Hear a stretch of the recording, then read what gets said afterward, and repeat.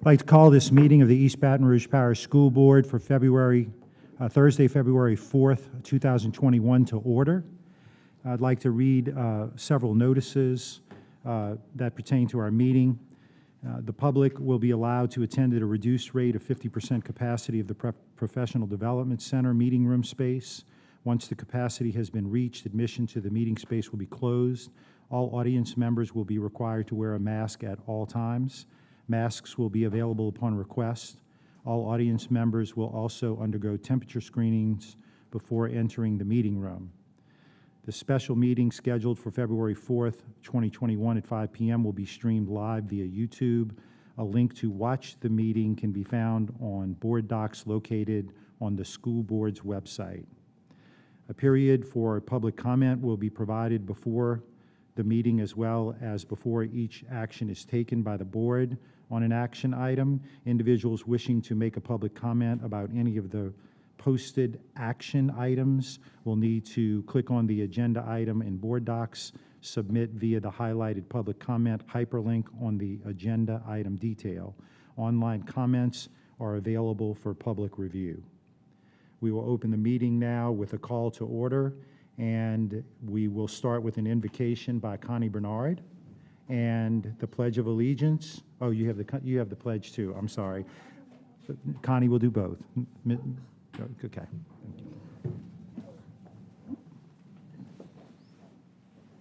Please join me in reciting the Lord's Prayer. Our Father, Who art in heaven, hallowed be thy name. Thy kingdom come, thy will be done on earth as it is in heaven. Give us this day our daily bread, and forgive us our trespasses, as we forgive those who trespass against us. And lead us not into temptation, but deliver us from evil. Amen. please join me for the prayer, the pledge. I pledge allegiance To the flag of the United States of America, and to the republic for which it stands, one nation, under God, indivisible, with liberty and justice for all. Thank you, Ms. Bernard. Sorry for putting you on the spot like that.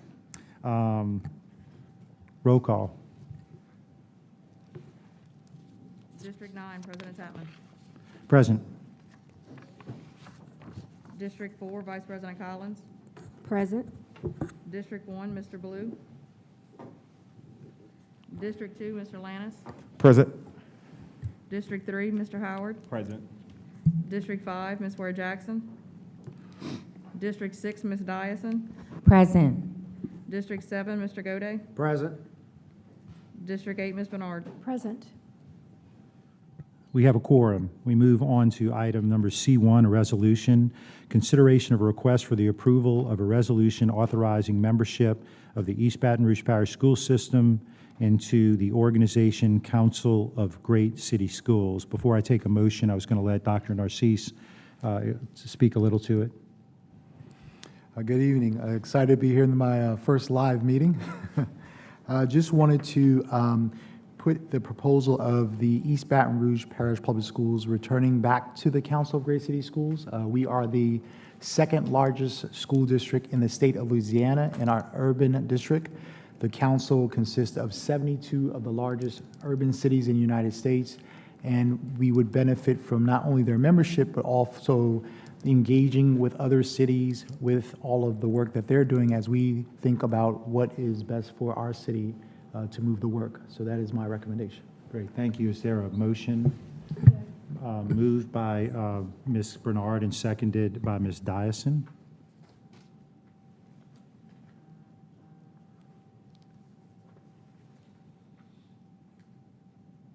Any questions from the board? I don't see any. Oh, Michael Gode. Mr. Gode. Thank you.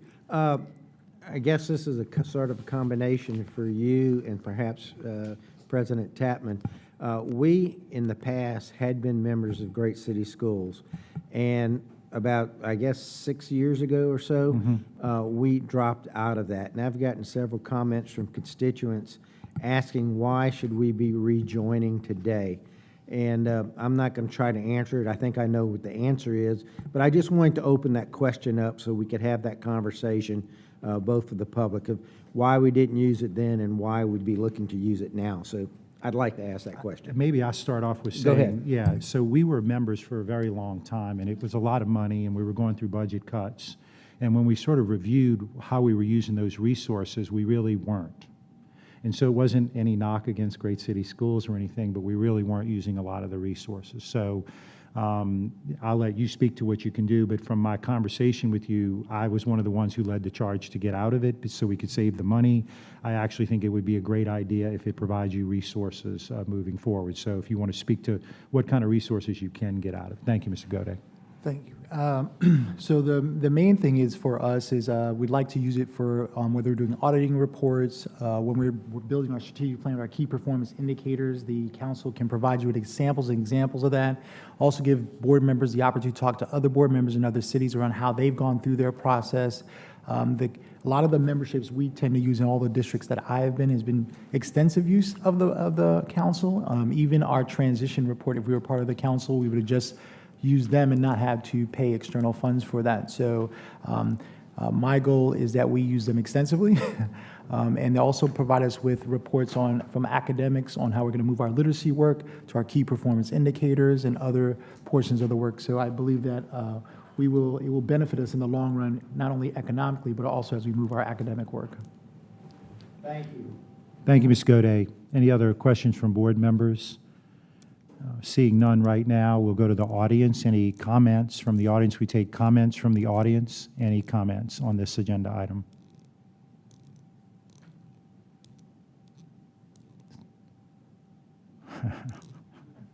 I thought Mark was coming up to speak at the microphone. I see no I see no comments from the audience. We go back to the board. Are there any other questions or comments from the board? Seeing none. Ms. Bernard. I just wanted to say that I think it was, Ms. Dyson might be able to refresh my memory, was it 2012 or 2013? It was the first major budget cycle that we had to cut significant amounts. It was around 20-something million that year, and we decided to let that go. Was that 2012 or 13? Do you remember? Okay, thanks. Thank you, Ms. Bernard. Any other comments or questions from the board? Ms. Dyson? But I will say that I am in the belief that we weren't getting what we needed to out of it at that point. But I'm not sure that we've had a leader with as much other urban district experience with Great City Schools. So I feel confident in that you will assure that we do get our money's worth out of this and more. So thank you. Thank you, Ms. Dyson. Any other questions or comments from board members? Seeing none, Madam Secretary, please conduct the vote. Please vote.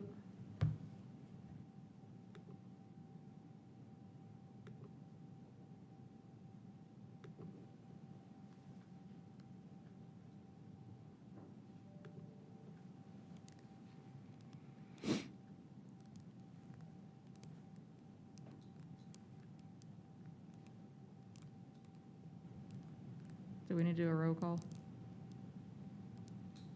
I think is a vote not recording? Yeah, Mr. Lannis? Oh, no, it's not for you either. You can do a roll call vote. District 1, Mr. Blue? Yes. District 2, Mr. Lannis? Yes. District 3, Mr. Howard? Yes. District 4, Vice President Collins? Yes. District 5, Ms. Ware Jackson? District 6, Ms. Dyson? Yes. District 7, Mr. Gode? Yes. District 8, Ms. Bernard? Yes. District 9, President Tapman? Yes. The item passes. We move now to C2, Strategic Plan Agreement. Consideration of a request for approval of the superintendent to engage the services of the Arbinger Institute to develop a strategic plan for the East Baton Rouge Parish School Board and related matters. And I'm going to handle the same way. I'm going to let the superintendent speak to it. Thank you, President Tapman. The request is to use the Arbinger Institute, which has been an organization that has done strategic planning and governance work with the board. And they have done it with many school districts similar to urban experience as East Baton Rouge Parish Public Schools. Districts that are similar were DeKalb County, Georgia, Prince George's County, Maryland. They've also done work with Madison County, Wisconsin, and they've had extensive experience not only working on strategic plan, but also helping boards to be able to function on how they think about their key performance indicators and do their work. I'm recommending that we use the Arbinger Institute with the private dollars that we're getting to do this work so we can be able to deliver the strategic plan by the first week of June to the community.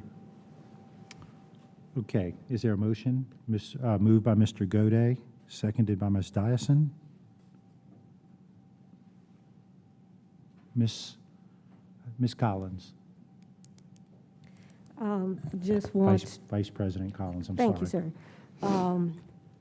Just wanted to make sure that we are being clear as we move forward. We just voted for, to rejoin and pay membership, and a lot of what they offer, you mentioned some overlap with these consultants. And so I know that the public wants us to use our monies wisely. And so as we move forward, if we can see why we need both, that would be great. Thank you, Vice President Collins. Any other comments from the board members at this time? Seeing none, we will go to the audience. Any members that would like to make a comment on the item C2? Yes, ma'am, you can approach the microphone, I'm sorry. Just to explain to everybody, the light that is up there will go green when you have 3 minutes, and then it will go yellow when you have a minute left, and then red when it stops. So, thank you. Go right ahead. Hi, I'm Shakita Tatum. I'm with Stand for Children. I just want to give all of you my thank yous. We greatly support everything, and we're excited about y'all doing an assessing and planning to move the needle for our children. It is exciting to see that no time is being wasted, and moving straight into the strategic planning so soon after the superintendent has been announced is very outstanding, and thank you for putting our children first. I would like to thank the board for taking the necessary steps needed to start our strategic planning. This is a breath of fresh air that we can create a plan for a pathway forward.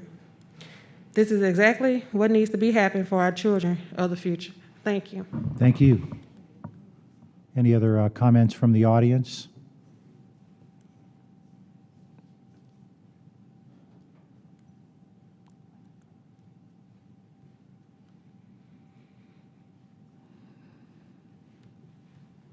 Hello, everyone.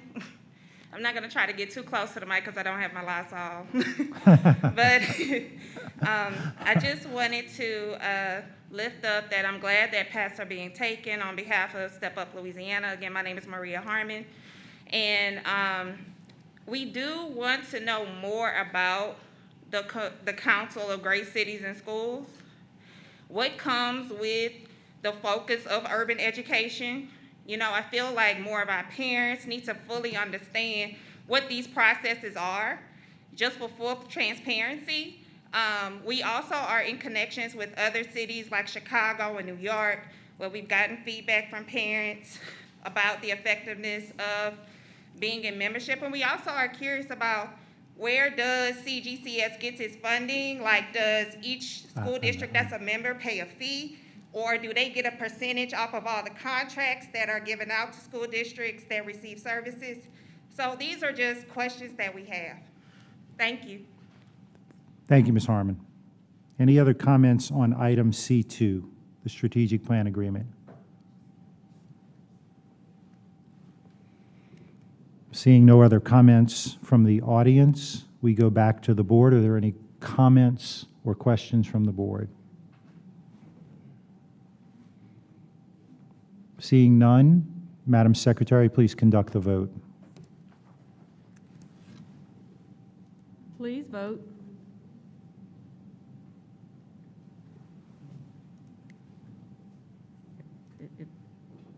There it goes. It was hung up, it's there, should be there now.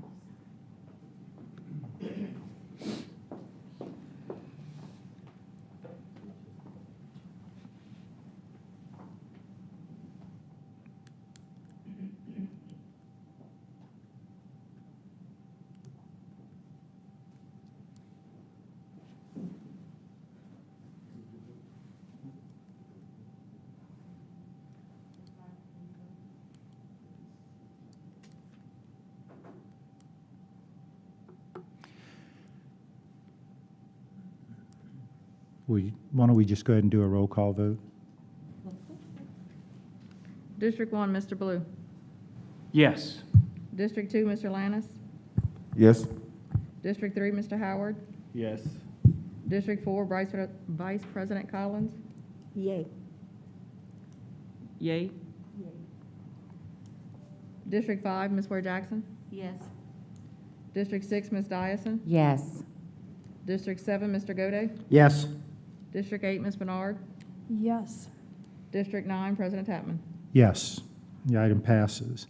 I'd like to take a point of personal privilege right now to ask council and Ms. Collins to step forward so that we can swear Ms. Collins in as vice president. As you may recall, she wasn't able to attend in person the last meeting where she was elected vice president, so we weren't able to swear her in. So we will take a moment, please. Also, please swap meetings. Everyone go into this committee of the whole so you can vote. On board docs, I apologize.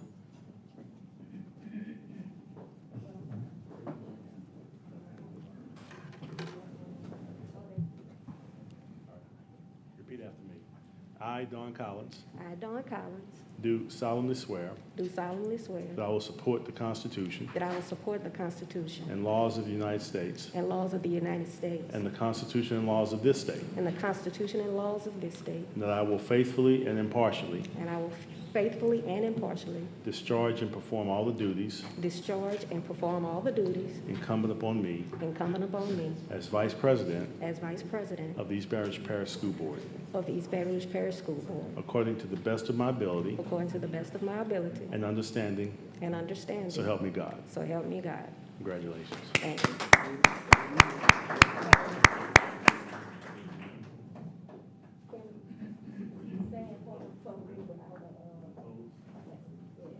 You got to do the pose.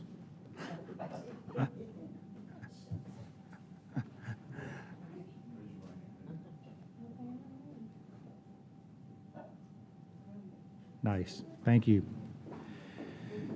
I would entertain a motion to adjourn. So moved.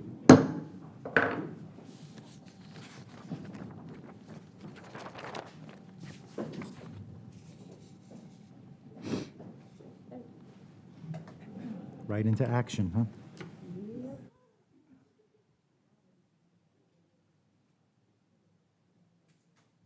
Just as a note, Ms. Harmon just suggested that everybody in board docs get out of the special meeting and then get back into the committee of the whole. So, The regular meeting? Oh, okay, gotcha. That's fine.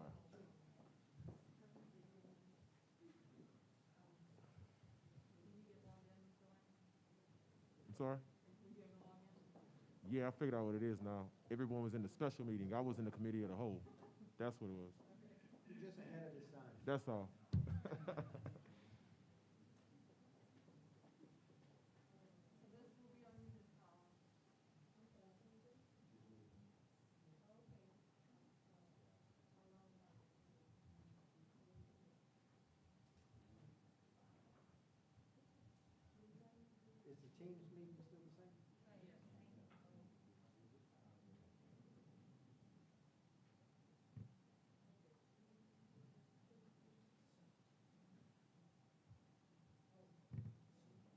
Ms. Collins asked a good question. Do we need to get into the other teams?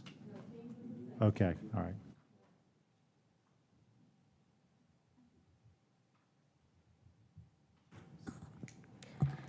I need to read some instructions.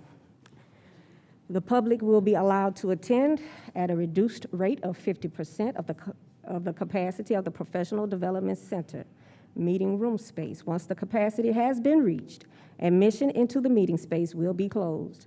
All audience members will be required to wear a mask at all times. Masks will be available upon request. All audience members will also undergo temperature screening before entering the room.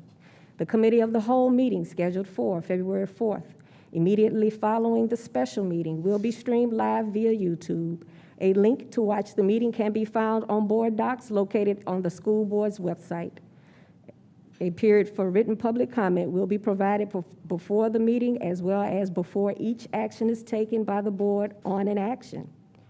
Individuals wishing to make a public comment about any of the posted action items will need to click on the agenda item in board docs and submit via the highlighted public comment hyperlink on the agenda item details. Online comments are available for public review. We will now open the meeting and do roll call. District 9, President Tapman. Present. District 4, Vice President Collins. Present. District 1, Mr. Blue. Here. District 2, Mr. Lannis. Here. District 3, Mr. Howard. Present. District 5, Ms. Ware Jackson. Here. District 6, Ms. Dyson. Present. District 7, Mr. Gode. Present. District 8, Ms. Bernard. Present. We have a quorum. We now move to item C1, update from the superintendent. A few exciting news this morning.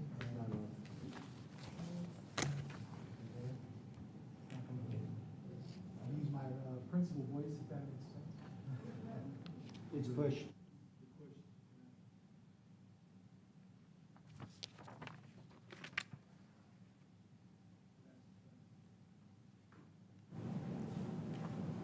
Can you hear me now? There you go. Okay. So a few announcements. East Baton Rouge Parish Meal Delivery Program. All EBR students are now eligible to receive boxed meals throughout the spring semester. Registered virtual students will continue to receive weekday meals Monday through Friday. In addition to the weekday meals, weekend meals are being added.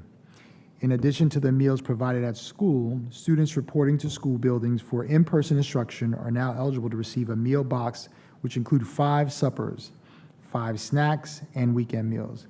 Please visit our website to register your child.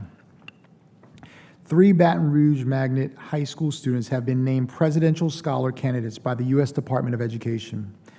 The U.S. Department of Education identifies the top 20 12th grade boys and 12th grade girls, plus ties in each state based on ACT, SAT scores, and nominations by the State Department of Education. The candidates will complete an extensive application which will be submitted to the Commission for Presidential Scholars, which will select 1 male and 1 female presidential scholar from each state, plus 15 more which are chosen at large. Presidential scholars are honored with a reception at the White House with the President of the United States. The following Baton Rouge High seniors were named Presidential Scholar candidates: Fariz Ferdousi, Jay Ayer, and Ju Woo No. Congratulations to these 3 students. National Signing Day. Congratulations to all of our student athletes who participated in National Signing Day. Scotlandville, Woodland, Glen Oaks, and Estruma High School has ceremonies for students who signed to play football at colleges and universities across the country. Again, congratulations to these students. Mardi Gras holiday. All schools and offices will be closed February 15th and 16th in observance of Mardi Gras. Also, students will not attend school on February 17th. However, teachers are expected to return to work on the 17th and participate in professional development activities. And last, just want to thank all of the faculty and staff for their hard work that they've done. This week, we provided 2 town hall meetings, where one, we spoke to all faculty and staff concerning the vaccination for the COVID-19. More information will be soon to come on that. and as well as thank for our parent community who also participated in our town hall to talk about any information that they had for their next steps. That is my report. Thank you. We will now move to item C2. Ms. That- Collins. Oh, I'm sorry. That's okay. Board Member Howard. Thank you, Vice President Collins. I just had a quick question, Superintendent Arcese. There was an article this week that really struck my attention, and I just wanted to kind of get an understanding of where we are as a district with it.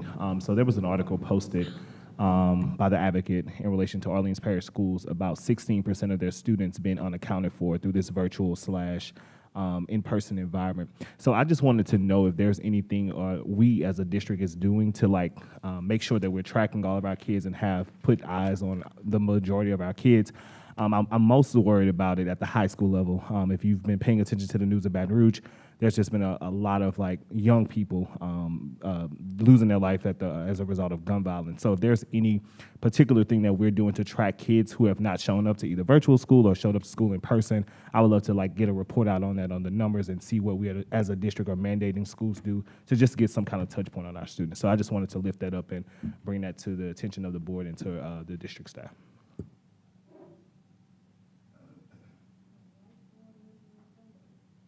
Board Member Gode. Yes, thank you. I just wanted to, being that this is your first full week here in Baton Rouge and your first in-person school board meeting, I just really wanted to extend a welcome to you as a board and wish you the best of luck as we go through all of this together. And so I'm glad you're here. Welcome aboard, and thank you.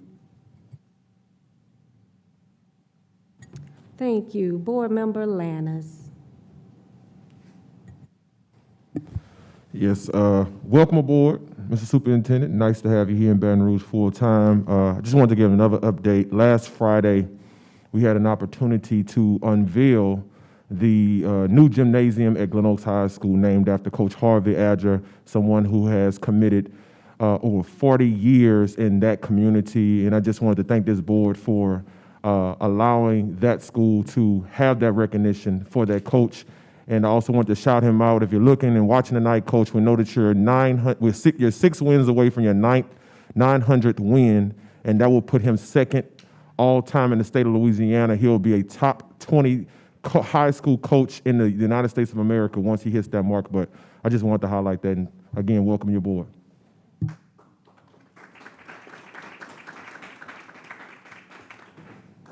Board Member Dyson.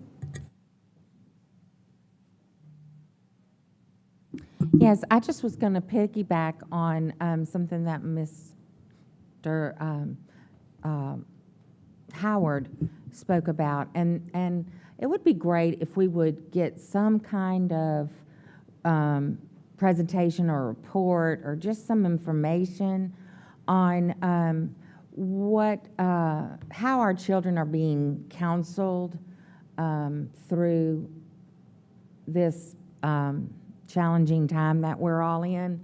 I feel like I'd like to know, the social workers that we have contracted, and are they visiting with our students on an ongoing basis, whether it be in person or virtually and that kind of thing, because this is really a trying time for us adults, and so we know that there could be increased need for this. So just if we could get some kind of an update. Thank you. All right, any other? Hearing none, we shall move on to item C2. BR Bites, a grant partnership update. BR Bites is a partnership with LSU and EBR School System and the U.S. Department of Education and NSF. All right. Good evening, President Tapman, Vice President Collins, Superintendent Narcisse, and also members of the board. I'm proud tonight to kind of present to you our BR Bites team. And you'll get a presentation tonight to kind of see the work that's been happening over really the past 3 years. The team, and in conjunction with our team as well, have been working through the pathway programs for computer science that leads from 7th to 11th grade, and really a coordinated, comprehensive approach to computer science pathways. And tonight I want to introduce to you Dr. John Underwood, who is our grant manager and really our guru from the EBR side for the BR Bites grant. Many of you know John. He was a former District Teacher of the Year from Baton Rouge Magnet High School. And again, he does great work with us and also co-wrote the grant. So he's going to go through and introduce the rest of the team to you and give you a chance to see some of the great work that's happening. And again, I want to tell our teachers and our principals how much I appreciate their work in expanding these pathways. And with all the choices they have, they've chosen to really make this happen at all the middle school and high school levels. So thank you. Good evening. We are excited to be a part of something that's really unique. Our program began with the partnership at Liberty High, developing some courses for computer science, and it evolved over time to include something where now we are part of a national initiative of CS for All. And the goal of CS for All is to work on closing the equity gap and to open more opportunities for students across all backgrounds. And so, together with the National Science Foundation, the U.S. Department of Education, LSU, and EBR began our partnership. And right after we started our partnership, COVID hit, making it a little bit of a challenge, but we did have some success with moving things a little bit forward. So essentially what BR Bites stands for is Baton Rouge, bringing youth technology, education, and success. And we founded this idea upon our NSF grant looking to create the state's first ever 7 through 12 class offering pathway for computer science. And we're one of the first districts in the state to actually be working towards bringing this online. We have all of our high schools working with us and half of our middle schools so far, and this is just the first year of our 5-year grant. Each of the classes on the pathway is designed to allow the students to work through programming as well as increase their mathematical skills with application, while also learning career skills that are tied directly to some of the features that are there. As we look at our second EIR grant, this is to assess the effectiveness of the 9th grade course, Introduction to Computational Thinking, on math scores. And so what we saw was in the preliminary research, there was a slight improvement of Algebra 1 and EOC scores in our students. And so what we're working on doing is an integrated model in which the students take the ICT course, and we have a group that is taking it in 9th and another group taking it in 10th, and doing a comparative study to see the impact of this not only on their understanding of programming as well as STEM education, but also the impact that this may have on math. Our programming language we selected works with Haskell, and that is a language that is very mathematically based and looks very similar to what you would see for writing algebra equations. If we can go to the next one. Both grants are designed to increase access and reduce inequity in students' ability to take computer science. One of our goals was to not only increase the offering, but to make sure that all high schools in EBR were offering a rigorous curriculum that was developmentally appropriate for grade level mindsets, but also offered opportunities to connect to industry as well as other career pathways. And one of the things that we worked hard to do is to work with training our principals and counselors on breaking the misconceptions that might be kind of a little white nerdy guy who is into computers, and make that into something more that's open for all of our students. And we've had some good success with this. A big thing that we emphasized is that math ability is not a limiting factor. We work with students at all levels. And so because of the scaffolding built into the curriculum, there is something for differentiation, but also there's something for each student to be able to increase their abilities while being able to access the content and work with it freely. All of our schools are listed here. We'll be bringing 3 more middle schools online this summer. We do have at least 1 teacher trained at every high school. In most of the high schools, we have 2. We do have 2 middle school teachers from each of the schools so far. And our goal is to see this program continue to expand not just within the Baton Rouge area, but also externally as we bring on some rural districts that are part of our federal grant as well. Essentially what we did was integration. We wanted this to be something that built into the programs that EBR had already offered. So if you notice that there's 3 options here, A, B, and C. One option would be for your traditional college-bound pathway student. The second option would be for the EBR-BRCC partnership with CTEC. And our final option is to tie into the IBM program at SciTech, which is at Terra. And so what we did was work with all three programs to coordinate and triangulate so that we were able to maximize student offerings. Our results so far, we currently have 1,835 students that have taken a computer science course as of the end of December. That's almost 3 times the rate of students that we had previously at this time.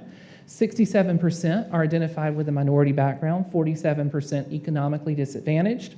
We currently have 26 EBR teachers that had never taught computer science before, and a unique aspect of our training is we don't just focus on people with a computer background, a math, or a science background. We're actually working with teachers from all backgrounds. Some of our best have been coaches as well as social studies teachers. We were recognized in January of 2020 by the U.S. Department of Education with a visit from the Assistant Secretary to Liberty High. I was selected as one of 10 teachers nationally to work on a national project with the Computer Science Teachers Association to develop equity and equality within the computer science curriculum for national level, and I've been working with them for the past year on that. We've also had 3 successful research articles published within National Review as well as top-tier journals, and we are the first school district in Louisiana to bring the chance for all students to be able to have computer science in grades 7 through 12, even despite COVID, which made it a little interesting. What you're seeing now is what the students actually do. On the left of the screen is the programming language of Haskell. You can see it has a series of Cartesian points. These correlate to the drawing that you see on the right. So you can see that this is an early example of a project that students would do in which they have to learn how to place and move objects. We encourage our teachers to teach in a project-based method where students present their work and critique it, much like they would for clients.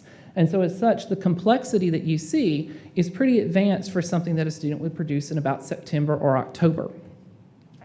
These are actual student projects from East Baton Rouge Parish. These are our students. Each square represents a different one. You'll notice that some of the squares have more than one contributor because students work in groups. We worked to do an integration of culturally relevant pedagogy in which students explored what culture means for them. And so you can see where students chose things like Black Lives Matter as well as different historic monuments in the state. You can also see 2 examples of polygonal art in which students were learning about the different types of art that's there with the fox and the little orb. And on the far left, you can see a final project for the semester where students really embraced a different artistic mindset and using artistic concepts and geometric decomposition created 2 very unique images. These are our teachers who have done a phenomenal job, and all of these ladies and gentlemen have been superstars in and of their own because they have made this work in a virtual hybrid world with a lot of unknowns, and they also were teaching curriculum for the first time that none of them had ever seen before. And their results, as you can see on the screen again, are truly awesome. Our students have amazed us with their work, and you can see scaffolding and differentiation from the simple geometric to the wild and crazy. All of our students are capable of doing these amazing things, and this is something that really combines the arts, the humanities, computer science, as well as linking it to graphic design and careers. On our final slide, you see our team, some of which are in the audience tonight. And so we do have from LSU, Dr. Moreno, who's our PI, as well as Mr. Nikes from our district. You can also see a list of various members of both East Baton Rouge Parish as well as LSU. We have members of the Department of Math, Physics, Computer Science, Education, as well as members of Assessment and Educational Research, as well as our own district staff who are working to coordinate and maximize the resources for our students. And thank you very much. All right, that's it? All right, Board Member Dyson. I'm sorry. Yes, I wanted to ask, so in this course, is this a qualifying course for TOPS? Refresh my memory. I Yes. think they have to have one computer science, don't they? For TOPS right now, there isn't a computer science requirement, and so this does qualify under the Jumpstart pathways, and it also qualifies in some of the elective categories, but it is not on the TOPS university requirement list because there's not a computer science required at this time. It would seem that it would be advantageous for us and our students to look into some kind of, with the TOPS committee to have this be one of the science requirements if they so choose? We are petitioning for the ICT course, the one which you saw the images from, to be included as an art credit, and it is under review right now by the Board of Regents. I was hoping to be able to announce that tonight, but the process has been slowed because of State Department red tape. But it is working its way through, and it's something we have worked on since January of last year. Thank you. I just wanted to say, Board Member Dyson, we can look into courses that are similar to what's being presented to see where it would actually fit in the curriculum, so integrated, so students can receive credit for it. So it's something we can kind of look into. I was just asking myself the same question. Only being 72 hours here on the ground, I don't have enough time to take a look at that, but I will look into that and see what courses that we have that can help benefit kids to accelerate them for That sounds schools. great. Sounds wonderful. Thank you. Board Member Lannis. I just wanted to say my hat goes off to you and your team. This is phenomenal work. Looking at the data breakdown, the tracking of students, I love it. I just wanted to let you know that. And also, I saw that one of my former high school teachers is actually part of the team, so that just makes it even more just commendable. Please keep up the great work. I'd love to see you all expand this all across our district. And to Mr. Mikase, keep up the beard, man. It looks good on you. All right, Board Member Ware Jackson. Thank you, ma'am. You know, I can't even tell you how much I appreciate this. This is so cool, you know? I love it when I see things that I think will make kids' brains tingle. And this one made mine tingle, so I'm hoping that, I'm sure it's gonna happen on the, you know, on the recipient side. The thing in particular that intrigues me is that slide where you showed the programming, you know, the numbers and all of that, and I was trying to see it. And then on the other side is the picture of it, you know. So to bring those two together and see how that's just a perfect picture of how arts and STEM just blend together to form that STEAM, you know, that we love so much. So thank you so much, and I look forward to seeing how this integrates into curriculum. And I'd love to see some faces, you know, when this comes in front of these kids on the curriculum level. Thank you very much. Thank you. Okay. Seeing no other requests to speak, thank you very much. All right. We now move forward to item C3, the East Baton Rouge Fair Share Program. Thank you.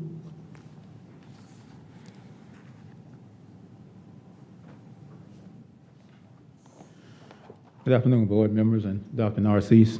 One of my first statements I'd like to make is that diversity and inclusion. You can have diversity, but without inclusion, you marginalize your success. So one of the things that the Fair Share program strives for is inclusion. The East Baton Rouge Parish School System, while providing a nice physical environment in which students are continuing to receive high quality, highly impactful education, also has a unique opportunity in support of social and economic responsibility to have a positive impact on the economic growth of the Baton Rouge community.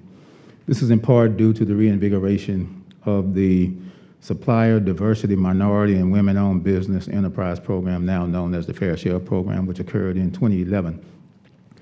The primary objective of the Fair Share Program is to help ensure that participation of MWBEs occurs as a part of procurement and contract opportunities with the East Baton Rouge Parish School System.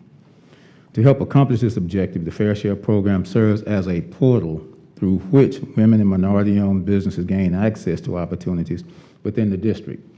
It also helps participants become what we call turnkey ready, so as to increase their potential to participate in these opportunities. But there's another benefit to it, and that is, as a predominantly minority student population, the utilization of women and minority-owned businesses also can serve as a positive impact on student recruitment, academic performance, and aspirations.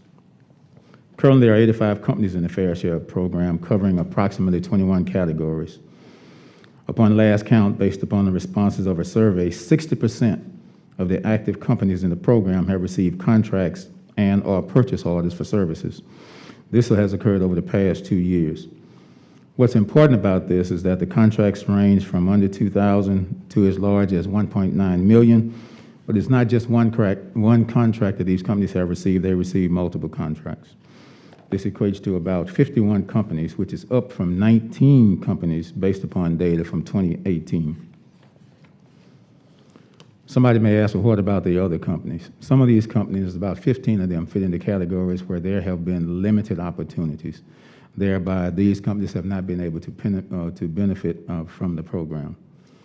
What are some of the things which have been incorporated to increase participation? These things are things such as frequently meeting with CSRS Tillage, Aramark, and EBR Purchasing Department to be knowledgeable of pending future projects, reformatting the structure of the database such that when an opportunity is created, we can look specifically at companies that are a good fit for these opportunities, rather than looking at a whole database of 85 individuals. Improved connection of companies to real opportunities. We've established a program by which there's a pre-bid meeting for most of these opportunities, and we encourage our companies to come to these pre-bid meetings such that they can know exactly what's going on. They can know the specifications, but on larger projects, they can actually be in the room with the companies that are going to be providing the services. The other one is the creation of a company profile. What this does is it captures what a company does well, such that we can better position them to be successful. So these are some of the things that the Fair Share program has done. But this evening, in support of the celebration of Black History Month, and in alignment with this year's theme, Black Family Representation, Identity, and Diversity, the Fair Share program wishes to highlight one of the companies in the program who is making a definite, positive, lasting mark in the Baton Rouge community. This company is Civil Solutions Consulting Group. This recognition is in support of their contributions related to the design of highly impactful educational facilities, as well as contributions to the greater cause of the Baton Rouge community. Although a company, their company philosophy is one of we function as a family committed to making a positive difference in the lives of the youth and adults of the Baton Rouge community. This evening we have with us Mr. Eric Dexter, who is the Director of Business Development for Civil Solutions.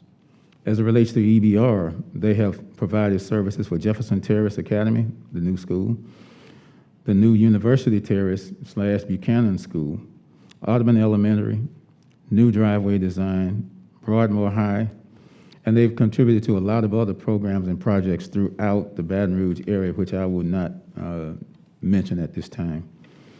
When it comes to volunteer and community service, their principal of the company, Mr. Coran, Katz Board, he's the treasurer there, past president of the American Society of Engineers. It goes on and on and on. Mr. Eric Dexter is on the BRAC Board, chairman of Diversity and Inclusion Committee, and several other things that he's on. What's important here is through their participation on these community boards and committees and other projects, young African-American youth, both boys and girls, for generations to come, can reference to the design work of Civil Solutions as an example of things which they can aspire to be, thereby supporting the mission of the celebration of Black History Month, the celebration of the accomplishments of African Americans on the positive future of the community and the country.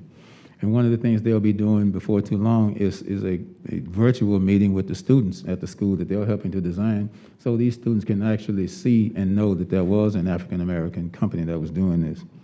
But finally, Civil Solutions is a quality company which happens to be African American owned and operated. Right now I have with us Mr. Eric Dexter, who is the Director of Business Development for Civil Solutions.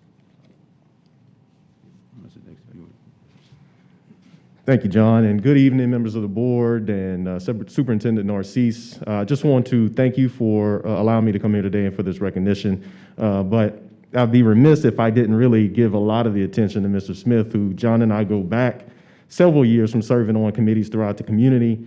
And one of the things that I think the Fair Share program does best is it introduces firms like ours to other firms that have existed for tens of years that are doing work within the school system. A few years ago, Mr. Smith convened almost a matchmaking session with other architects around that do work with the East Baton Rouge Parish School System. And what that allowed us to do was go from table to table to introduce our businesses and the services we provide. From there, that branched off for doing one facility.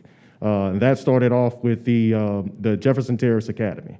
Now that branched off to the new university in Buchanan. And of course, throughout the way, we've done stuff at Broadmoor High and Audemars Elementary. But the thing is, it doesn't stop right there. It's exponential growth. We go from there to now doing a project at Southern University with the Valdry Center with Grace A. Bear Architects, to working with Remsen Haley Herpin on environmental services with East Baton Rouge Parish. And so we've been able to grow from just a 2 or 3 person firm to as many as 25 employees at one time, all hiring from within the city parish of Baton Rouge. And so for me as a business development director, that's economic development, that's economic growth, and it also provides an example for the youth within the school system of the type of work and opportunities that exist. So again, thank you for this opportunity. Thank you for Mr. Smith for doing the work that you do. Any questions? Okay, so we do have a request to speak from Board Member Lannis. Yes, first, thank you, Mr. Smith, for the amazing work you've been doing with the Fair Share program.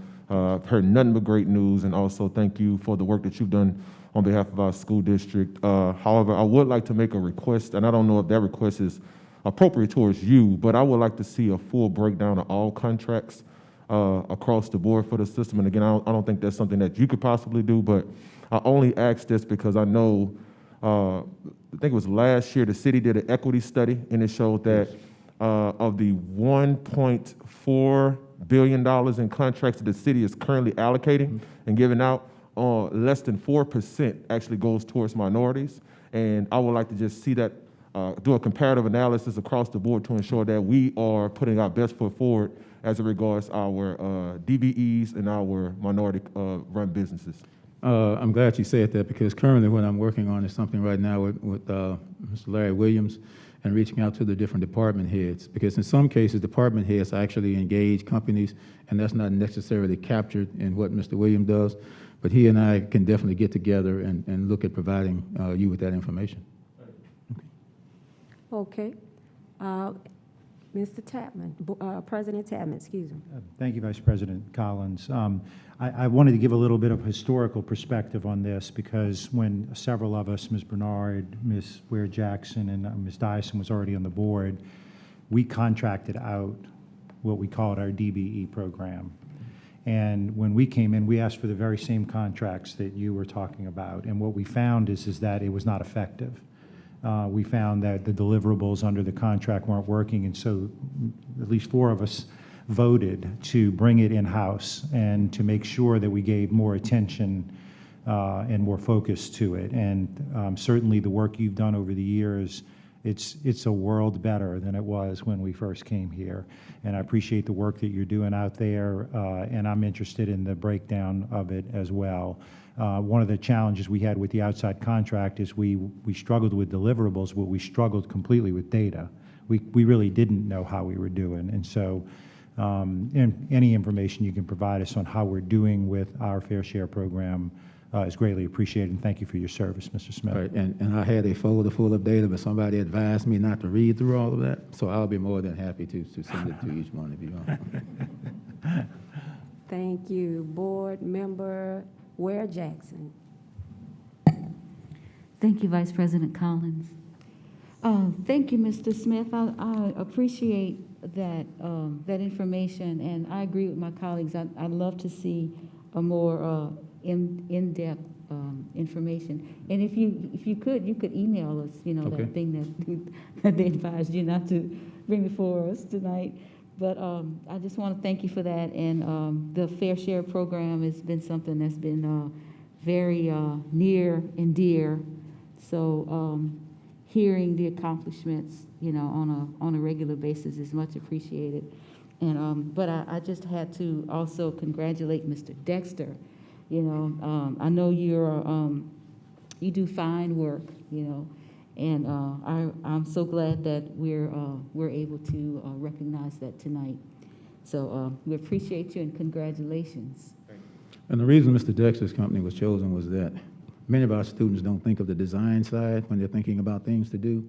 He represents that, but he also represents all of the other companies in the program who are providing quality work at a quality price. So he's not the only one. He's one of many. Thank you. Thank you, Board Member Ware Jackson. Board Member Goday. Thank you. Congratulations, Mr. Dexter, and also Mr. Smith for a job well done.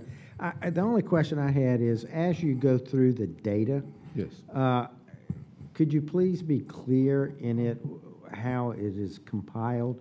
For instance, you know, if we let a major contract for construction, and that contractor has 4 or 5 subcontractors, some of which are, does that get counted in the fair share program? How does that work? Yes, actually, with CSRS Tillage, and we work very closely with them, there is a page in the document that says list the minority contractors, the fair share, the DBEs that you are working with, and also list the amount of dollars that they will be receiving from that contract.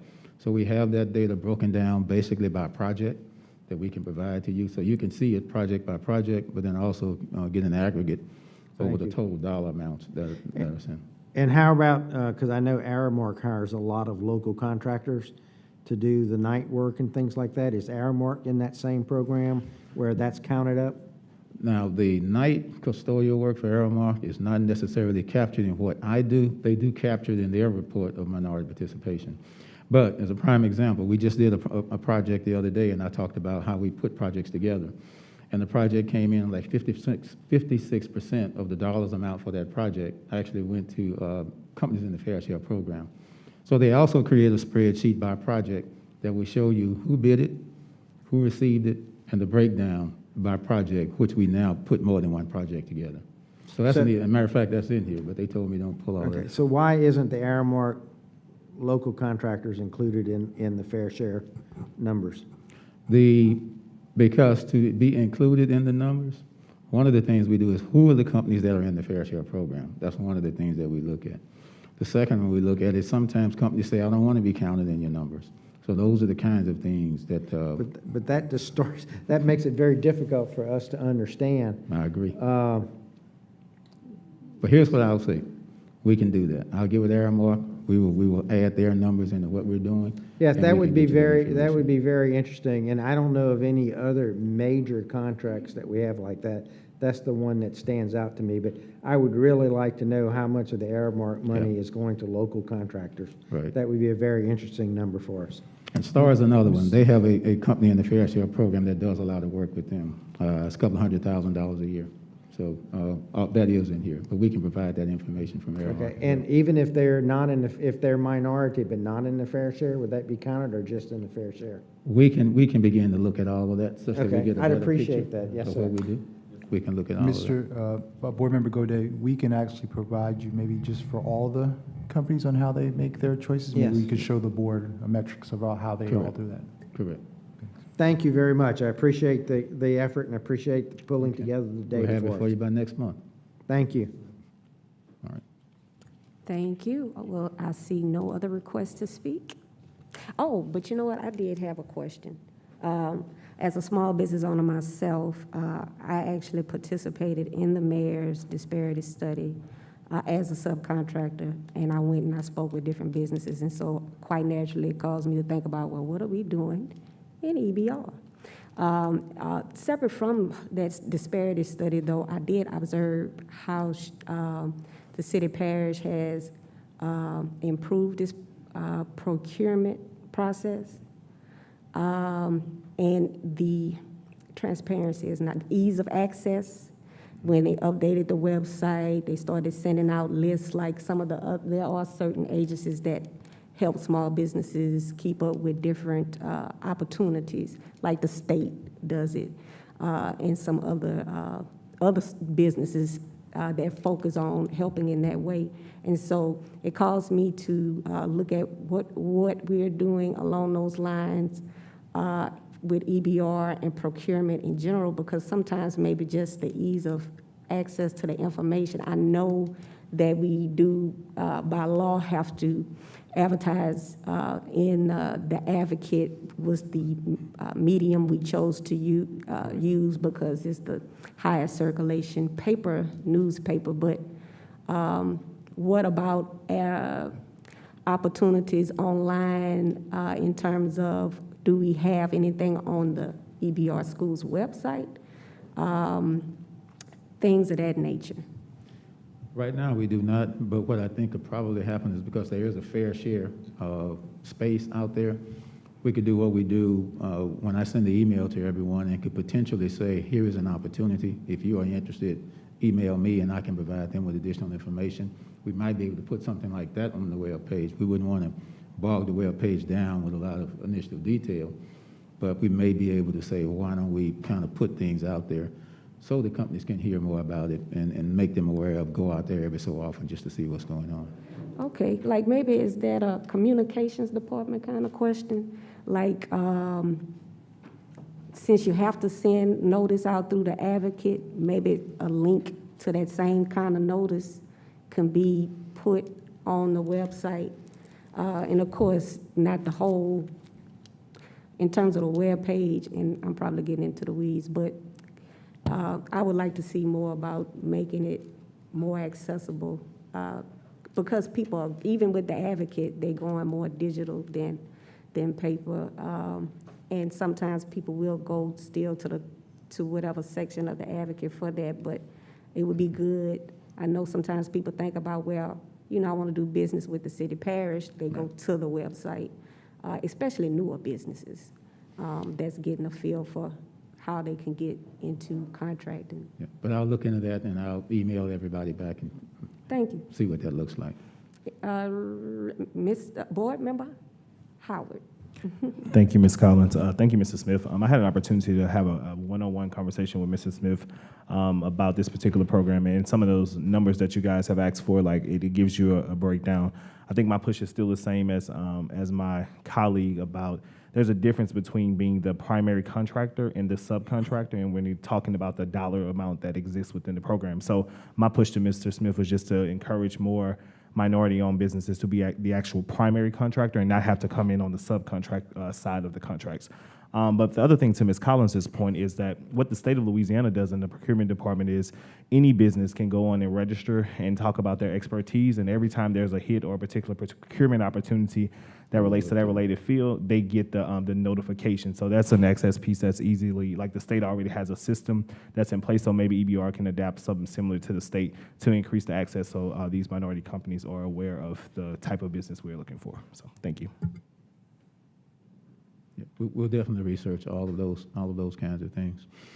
But to the point, on a major project like a new school that's being built, there is a form within that where that contractor, and even on other projects, does have to list their minority participation. So we pull that information out. And the EBR has a goal of 20%, just, Okay. oh, by the way. All right, well, thank you very much. Seeing no other questions. Thank you. I want to congratulate again Mr.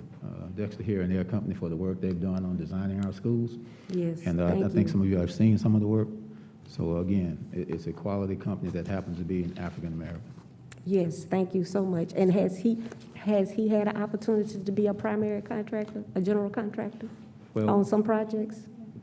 I'll have to let him explain what they do. And All then right. that'll answer that question. I put y'all on the spot, huh? No, those are all good questions. All good questions. And so, and one of the things I'll say is that I'm also on the Small Business Outreach Program team with a committee with the Move BR program. And those are questions that come up all the time is why don't we get more folks that are priming? Well, it depends on the line of business that you're in.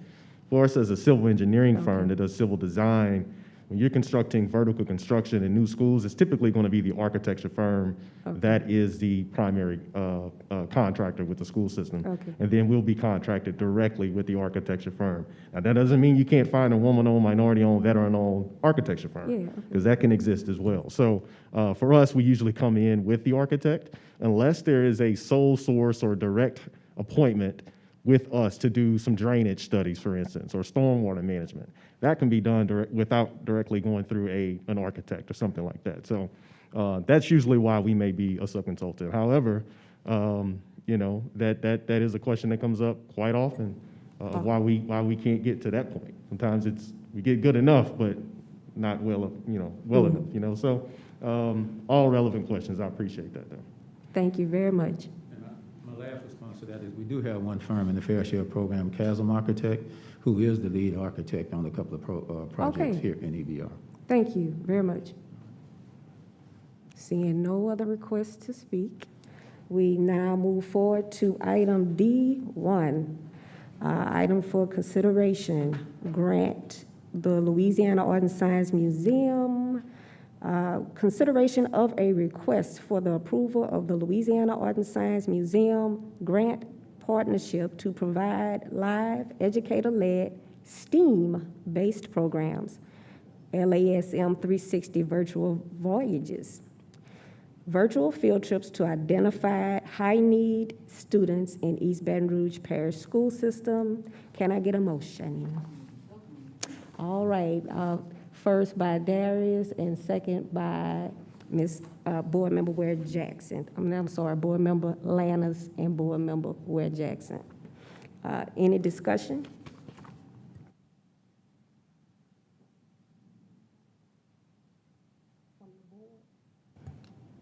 Any comment from the public? Seeing none, any, oh, okay, yes, ma'am. Yes, ma'am. How y'all doing? This microphone is too high for me. I'm short. How you doing tonight? I want to first start off with some of this stuff that we have for consideration. I really hope and pray that y'all bring all these items to the board. I also want to send a nice shout out to EBR Fair Share update because that was beautiful. I really appreciate when they give a nice appreciation to the people that we have with our school system that actually do great and wonderful work. What I don't like is that we actually got 4 new positions and that none of them people are individuals that will contribute to our tax dollars for our state, which means our school system will be missing that money. Now, what exactly in God's name do you think we're supposed to do with that? That means we're going to have another shortfall. Then on top of that, for me to learn about all the people that have been demoted, but yet my child... Sister Karanda, we got to keep the comment germane to the subject. Thank you. Thank you very much. Be in line with it. But I'm going to reclaim my time because you just took up some of my time, Ms. Collins, Vice President, Madam Chair. A lot of this stuff that y'all have talked about, such as the council, how much money is that going to cost us? Because as of right now, my school does not have a nurse. And Dr. Narcisse actually told me that we was going to get that. Ms. Corley, Now, with Ms. this Corley, policy for I'm going to have to JBCE cut your mic off if you don't keep it I'm going with back the to grant. it. I'm going back to it. This Keep it with policy the on- grant. Yes, ma'am. Reclaiming my time. My policy on JBCE, I really hope that y'all actually provide that so that we can actually see. Cut the mic. Isn't that right here? That's no items for consideration. We talking about items for consideration, right? No. Just number 1. Okay, well, this grant for Louisiana Art and Science Museum, are they gonna contribute to making sure that the children are gonna actually have access to art and science? Right now, our school system don't have a lot of art and science teachers. Right now, we actually have 88 vacancies that need to be filled. And Ms. Corley. this in relation to the grant.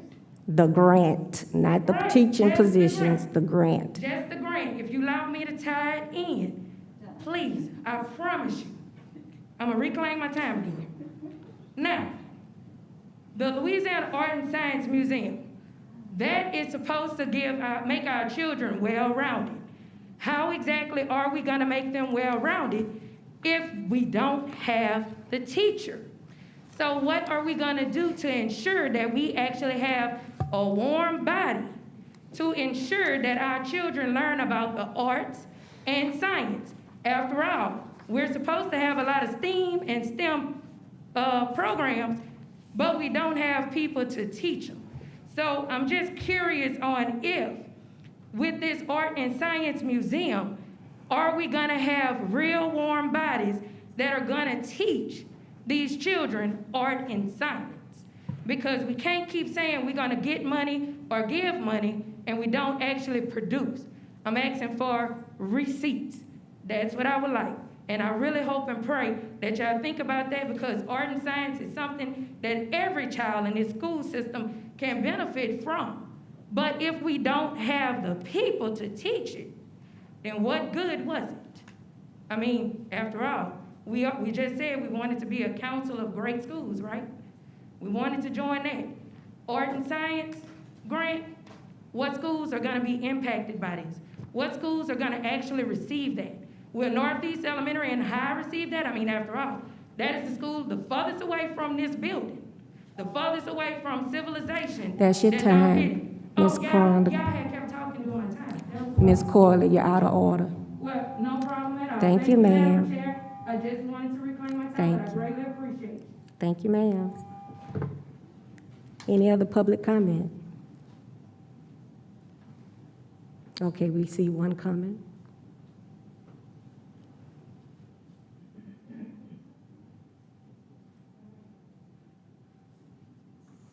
Hello, everyone. It's Maria Harmon. I just wanted to express how thankful we were, how this program was going for the Fair Share Update, and just wanted to say we really appreciate Mr. Adam Smith's leadership in this process. Thank you. Thank you. Any other comment?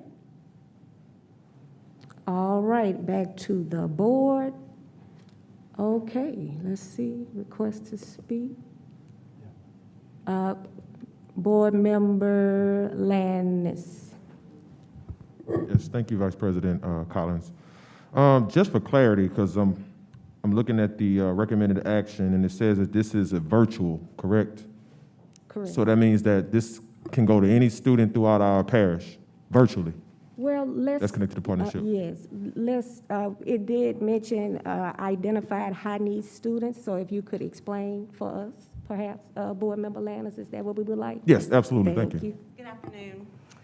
This is for the elementary schools, and they're making their plan right now. The museum is, because they are thinking they're going to start it off with astronomy for fourth grade students, go across the CIR schools, and then as soon as they finish with that, then they'll move to another grade level and do all the other grade levels, offer them to teachers. And many of our schools go to field trips to the museum, and they're unable to do that right now. So this grant will allow them to have virtual field trips, and the teachers can sign up. And you did say the CIR school? CIR schools elementary at this point. So Okay. these are specifically for high needs students that have been identified throughout our network. The CIR schools. Yes, ma'am. Yes. Thank you. Board Member Ware Jackson?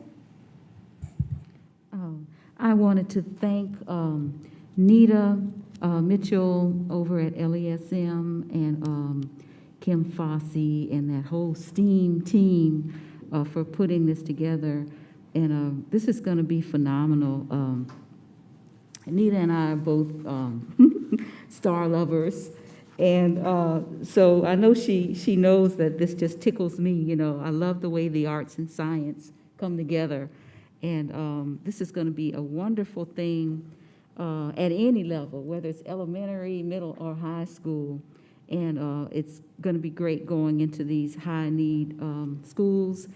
And they'll be able to do this virtually. So even when they're not in the classroom physically, you know, they can get together in the cloud, so to speak. So it's very appropriate. And just want to give my heartfelt thanks to them for putting this together, because science is an area that is, you know, that our kids lots of times feel a little intimidated by. So anytime that you can bring some beauty and some fun into it, it'll really help them in the long run. So thanks again. Yes, And and it thank will you be so much for teacher-led. putting this together, because Yes. writing this, I know, is no easy chore. So thanks a lot. It is virtual, but it'll be teacher-led, so they're going to Yes. have their instructors. Exactly. They'll provide that as well. Thank you. All right. Any other comments from the board? Seeing none. Madam Secretary, please call the vote. Please vote.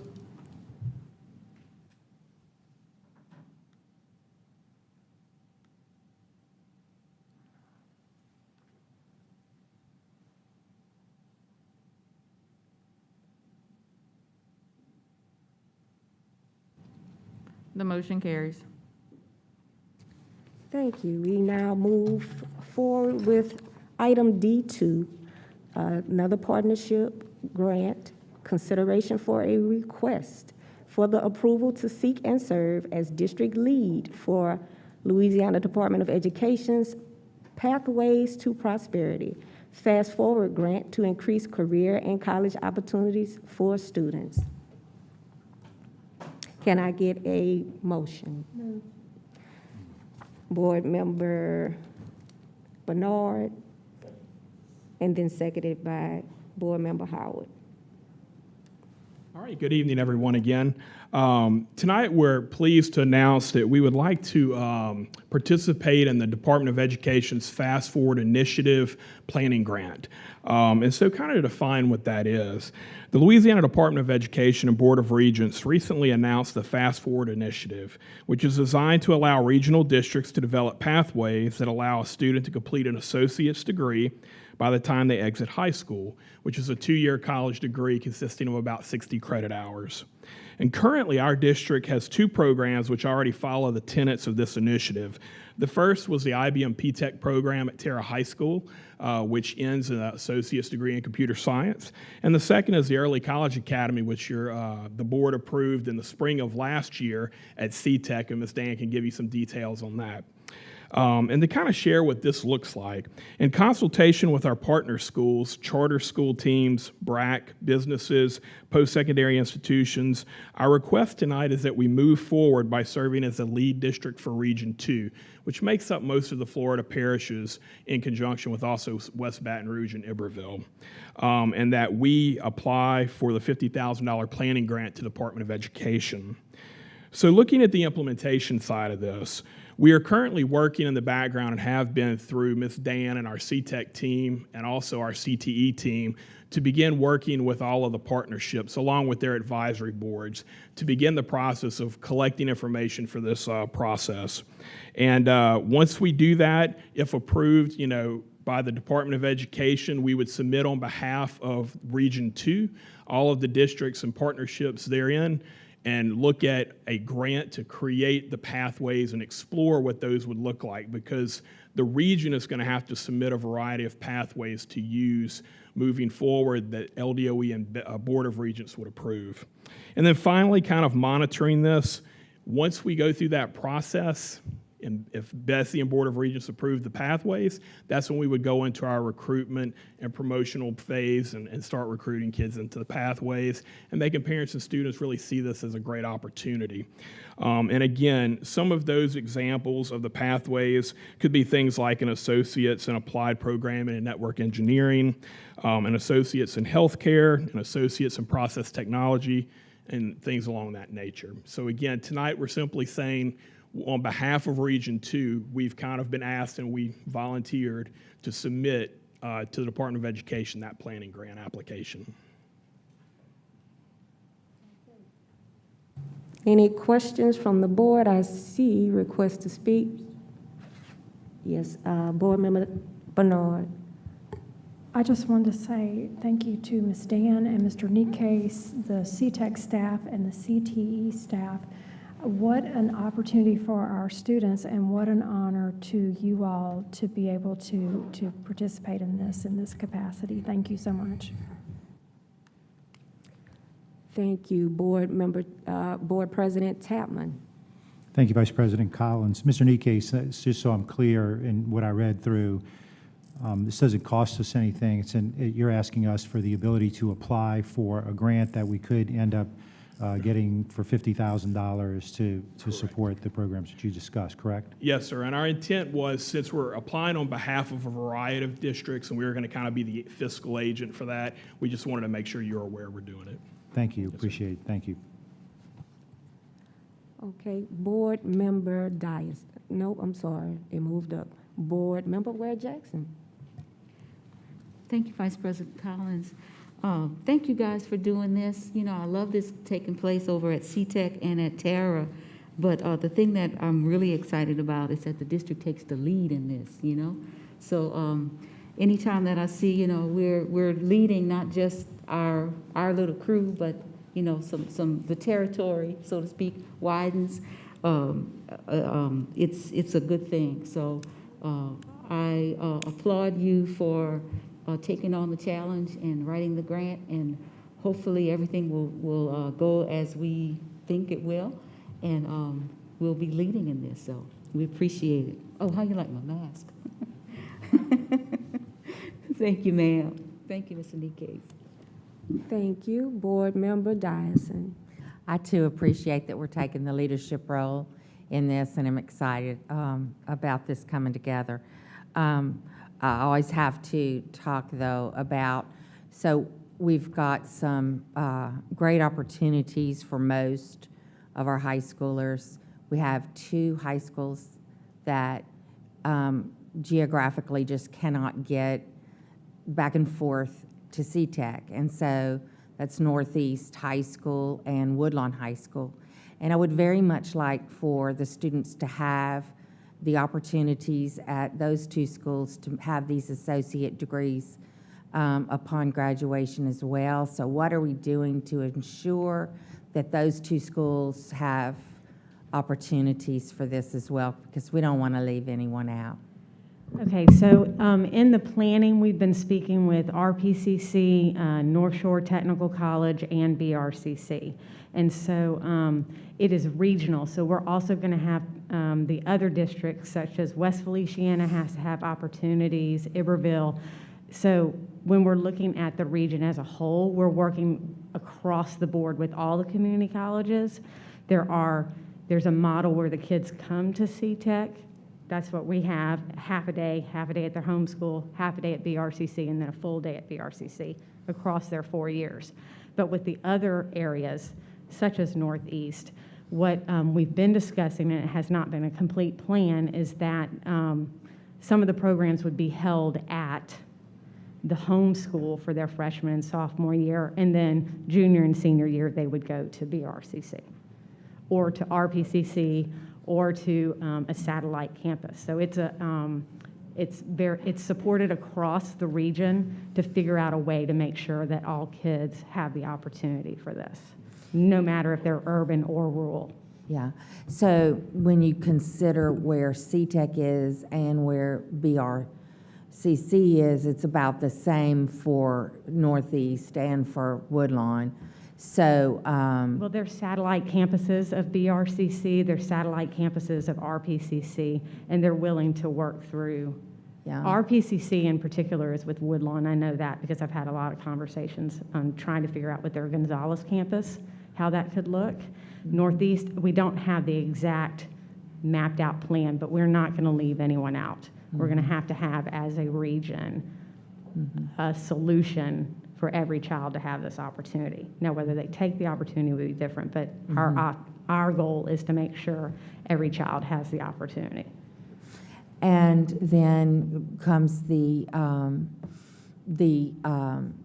educational component to our guidance counselors and staff so that they can encourage these opportunities, and just to make sure that we're doing PD with them about these programs, and we should hopefully be, putting this over on each school's website so that parents and students can see what the opportunities are. I don't know if we've ever had success with formalizing a partnership with ABC Contractors that's right there on Highland Road. ABC is going to be one of the partners in the discussions. Yes, Very they are. good. They're going to be involved. Very good, because the they're unions close are and they can involved. come by, not to Northeast, but at least, maybe you can find something else for Northeast as well, so. I will make sure that we take care of Thank Northeast. you.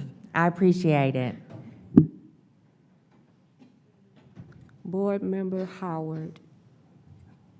Thank you, Vice President Collins. Thank you guys for participating in this program. I've been doing a lot of work and studying of this potential pilot program with the state from a national perspective, and I just want to encourage you guys in the planning stages of it that you really seek out the voice of students to understand what students are interested in and connected with, and then how does those interests lead to high demand, high wage jobs? Because a lot of things, I think in the original fault of our rollout, of pathway programs from a state's perspective is that we just rolled out a lot of programs, but none of them were deemed high wage, high demand. So we have all of these programs, but they're not rendering any successful outcomes to actually move kids out of poverty. And so having a real conversation, I think maybe focus groups with students to kind of see what their interests are and how you can help them lead to actual high demand, high wage jobs that can actually put us, at the top of actually being selected for this grant. Because right now we're just applying, so we have to be really innovative in our thinking and the voice that we bring into the application to make sure that we're awarded. So appreciate you guys for taking the foot forward and partnering with the local people to take care of. Thank you. Board Member Godey. Yes, thank you for all the work on this. I have the privilege of being able to sit on the LASTEM Advisory Council set up by the state legislature, and that council is chaired by Dr. I just lost her name, Kim Hunter. I just lost her name. I'm sorry, Dr. Hunter, who's the head of the Board of Regents, and with a lot of representation from the LDOE through that. And this is a high priority project for the LASTEM committee. Senator Hewitt is the main driver behind this, and it is being set up by, when you talk about Region 2, I assume you're talking about the Workforce Commission Region 2, because there are lots of different regions for different things, and I assume that's what you're talking about. Ours is the LDOE region, but I think they match Yeah, it's the pretty same close. thing. Right. And so there will be STEM coordinators being set up with offices in each region. And so this is going to tie into it to address some of what Board Member Howard was talking about. All of these things are going to be focused on what is the demand in that region as to how it's going to go. So I am highly complimentary of this effort, and I hope you the best of success, because there's a lot of state push behind this, and anything I can do to help through my service on that council, I'd be happy to do. Thank you. Okay, and seeing no other requests to speak from my colleagues, I just want to say I agree with what my other colleagues have had to say. I particularly think that once you start looking at the high demand and then also polling students, that will help with the recruitment of the traditional students, because those are the ones that most need. I know we've been struggling with recruitment of these in C-Tech with the traditional population, because it's harder to reach. I mean, but if we get that input and then also give them the education that, look, these are high demand, this is a real opportunity, that would really help. And so then, do we have any public comment on this item? Seeing no public comment, back to the board. Oops, okay. Keep it germane to the agenda item, Ms. Karanda Corley. Yes, ma'am. Thank you, ma'am. Yes, Madam Vice President. I'm going to stay directly on the partnerships and grants. How many children with disabilities are actually allowed in C-Tech? And how many children with disabilities have access to these programs that are funded by these type of grants?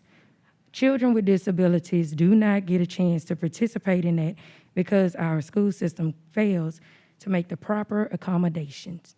My child can actually participate in this program if you made it accessible for him and other children just like him. We have a major shortage right now in our state for nurses, EMTs, and American Sign Language interpreters. Our school system right now only have one American Sign Language interpreter, and she works with my child. My child would be able to tell more people how he feels if he was able to have that instructor more than what he have her. These are the type of programs that we need to have, and we need to make sure that our schools, especially in Northeast Elementary and High, Mr. Lannis, in your district, that don't have access to C-Tech and programs like that, have it. Our northern parish, part of the parish, is suffering. It's suffering because they cannot get to C-Tech. I listen to Ms. Dyson talk all the time about mental health. We don't have any program in our C-Tech that address giving us mental health techs. that's another certification that we can receive, especially when our state right now is in a mental health crisis. I mean, after all, after attending the school board meetings, I be in a mental health crisis. So I'm just asking that we look at the jobs in which our state need. We could have an associate's degree towards education, considering that we have a major shortage of teachers.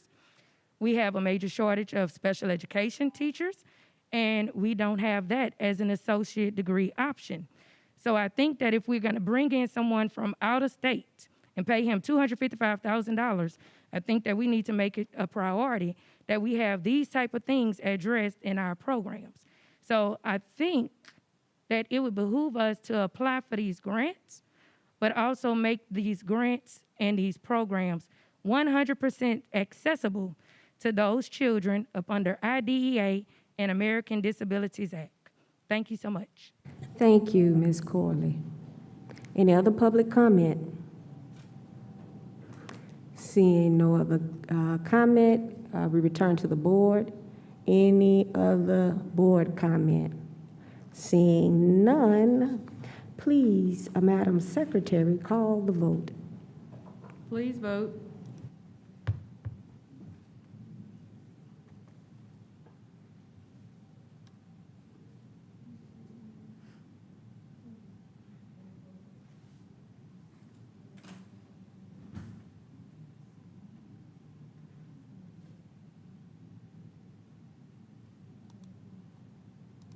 The motion carries. Thank you. Moving forward now to item D4, request for proposal regarding reapportionment. And, oh, I'm sorry, thank you. I skipped one. Section D. Yes. We move forward, excuse me, to section D3, policy JBCE. Recommended action, consideration of a request for the approval of school board policy JBCE. Public school choice policy. Can I get a motion? First by Board Member Ballou and seconded by Board Member Howard. Board Member Lannis. Any comment from the board? Okay. President Tapman. Attorney Shamlin, I just had a question for you. This is required by state and federal law, correct? Can you give can you hit it a lick? Yes. Thank you, President Tapman.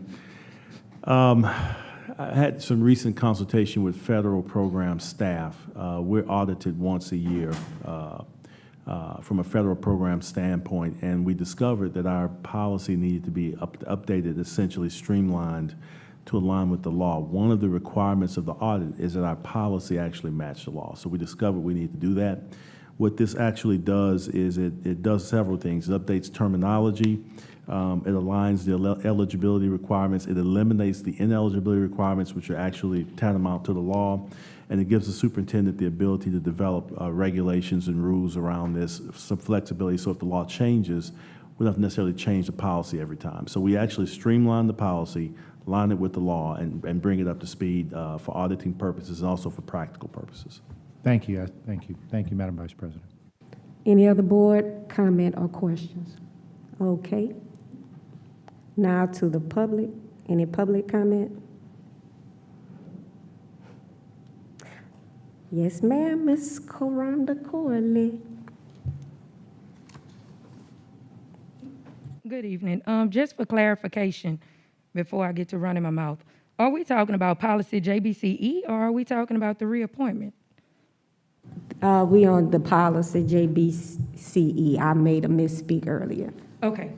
I really and truly do not agree with us giving our superintendent which superintendent first would we be actually giving permission to actually be able to have authority, like a dictator, to be able to change any policies? Would it be Dr. Cito Narcisse, or would it be the new chief of academic officer, what is his name? C. Michael Robinson? Would it be him? So first, I think we need to actually give a clarification on that. Which one would actually be making that decision? Second, I don't think either one of them should be able to make that decision because neither one of them know anything about this school system yet. So how can we allow them to make any kind of changes as regards to our policies when right now our Senate Education Committee and our House Education Committee, along with Board of Elementary and Secondary Education, has been making a lot of changes when it comes to policy right now during this novel pandemic. We cannot continue to have people have total authority that lack the experience and knowledge. That hurts the children. One of the things that our board is supposed to be about is making changes for the betterment of our children. And what we keep doing is stifling and crippling them. We're hurting them in a manner in which we are making them not profitable for our state. They will never be a part of the workforce as long as we continue to allow people that lack experience and knowledge. So I ask that each of our board members, especially the ones that have their hands folded and arms folded, to actually think about the children, because after all, you're supposed to represent your constituents, and I am one in every last one of your districts. Thank you so much. Any other public comment? Now back to the board. Okay, thank you. Yes, ma'am.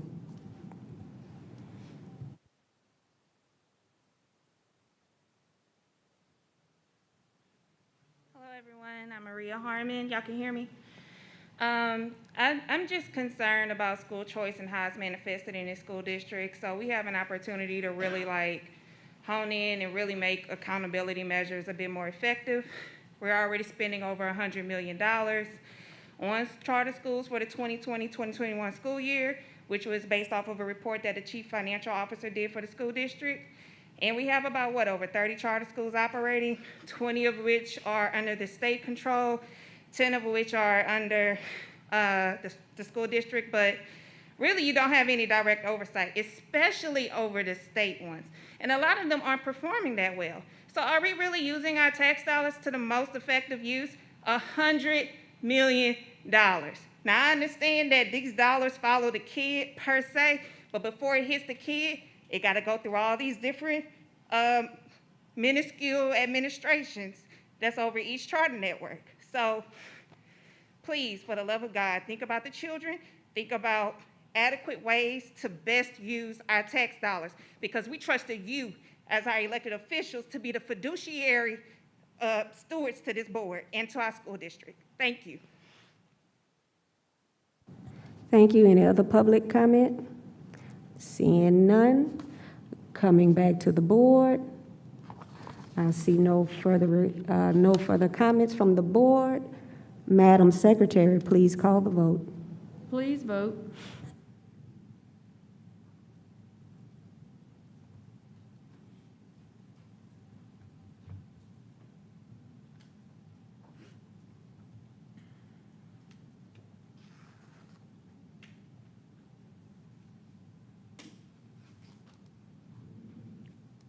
The motion carries.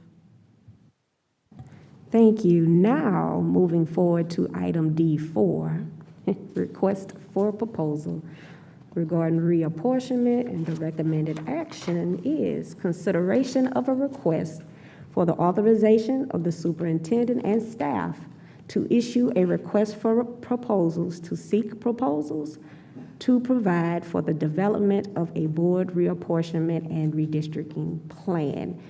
Do I have a motion? Board Member Tatman, seconded by Board Member Ware Jackson. Any board comment? I see, okay, Board President Tatman.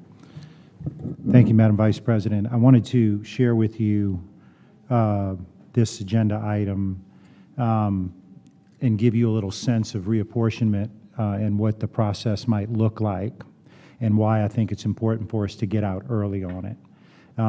As we all know, there's a census that has been taken or is finished, or there's some issues going on with it, but at some point, at least in my conversations with legislative leaders, we expect to get the data sometime in the fall. And so since every school board, every city council, the Louisiana legislature, and so many bodies are going to be out there doing reapportionment, I thought, and since some of us have been through it a few times, that we would get an early start. Obviously, this is complicated stuff. For those of you who have been with it, you've sat down with the consultants before. You've gone through the changes in the precincts. We have obligations under the Justice Department to ensure that our districts are fair and equitable, that there's no dilution of voter strength, all of those things. If you've sat down with those individuals, those consulting firms with the software, it's pretty amazing what they have. Moving one precinct, or they don't like to, but cutting a precinct in half in order to meet the district requirements that we need are a big part of that consultant. So all this is the RFQ to go out and look for a company, find a good one, and hire them early, so that we're not behind the 8 ball when other jurisdictions are trying to hire them, and we can't get them, or we can't get their full attention. And so that is why I'm bringing this as early as I am. I would tell you we're not going to engage in this process until at least after the summer. And just a little side story, right now they're trying to figure out what they do about Lake Charles and their numbers, because their numbers are dramatically different right now in certain areas than they were before. And remember, we break this down by precinct. This isn't about just a district, but it's about precinct and sub-precincts. And so I want to make sure we get an early start, and that is why I brought it before the board. So, and I'm happy to answer any questions, but I just wanted to make those opening comments. Thank you. Board Member Bernard. Mr. Tatman, you said the census info will be available this fall? I'm told, I'm in my conversations with legislative leaders who will be doing their reapportionment process. Their plan is to have a legislative session, a special legislative session sometime in the fall to address it. And I think they're probably a little more in tune as to when those numbers will come down than a school board is. But you know, whether it's fall or not, I mean, just to further answer that question, remember that next year it'll be an election year, not this year, but next year there's an election year. And so it's important for people to know what precincts they're in, what districts they may want to run for, what, you know, where they want candidates to be and that sort of thing, because in my opinion, we're going to see some shifts in terms of population in our area. And frankly, if you ask me, I'd like to see more compact districts that were more about where the schools were and where the students go and that sort of thing, because we have a couple of districts that kind of wind and turned and bend around, you know, for whatever that's worth. It's very difficult to do. And so it looks like sometime in the fall, if it's pushed back, in this proposal, we would still have the consultant engaged. We don't pay them until they actually do the work. Right. Okay, so I'm in favor of engaging the contractor before their dance card is full, whoever it might be. But you said RFQ, and the proposal says RFP. So that was a misspeak. Tell me what the difference would be, because Yes, I can tell you. An RFQ is more about the cost of actually performing a task. An RFP is a request for proposals where you ask companies to submit themselves in comparison to others. And so actually the appropriate term would be an RFP in this case. RFP. So we would choose the lowest bidder, or? We would choose the best submission. It's not necessarily the lowest bidder, but the person that can actually meet the needs of what we need. So it's really not that different from an RFQ in this situation either? Yeah. Okay, all right. Well, thanks very much. I appreciate it. Seeing no other comment from the board, any public comment regarding this item? Yes, sir.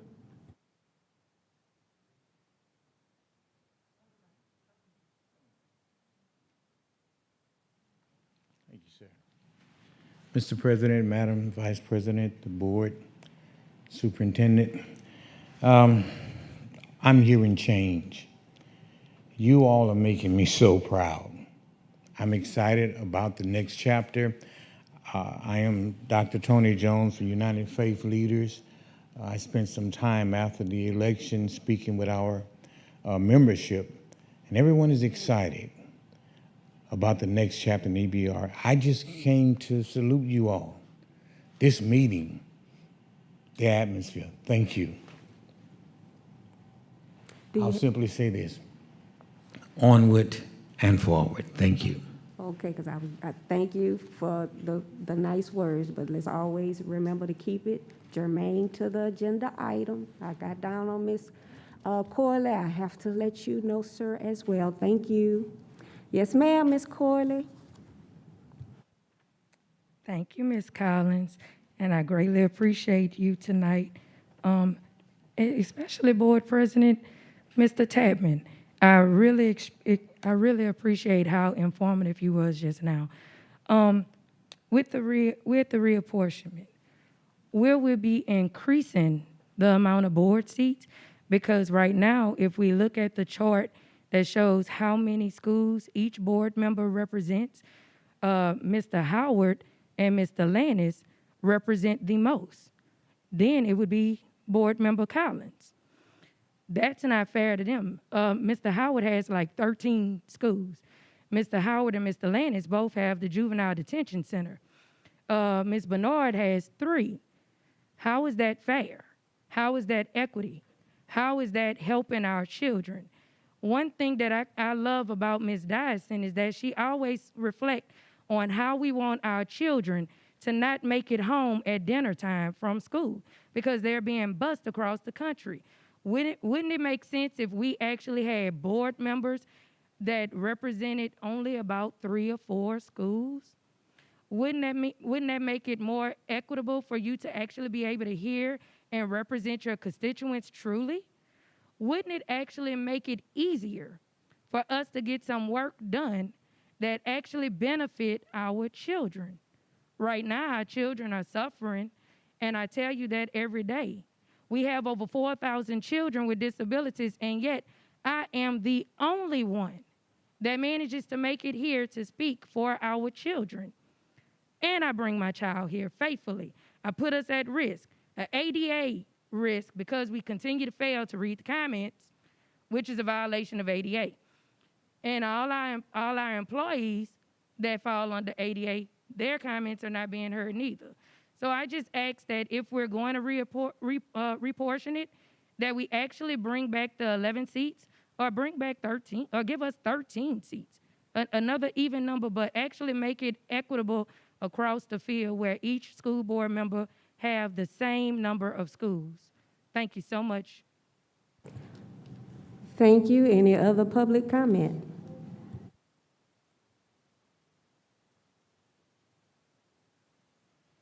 Hello, everyone. I'm Maria Harmon.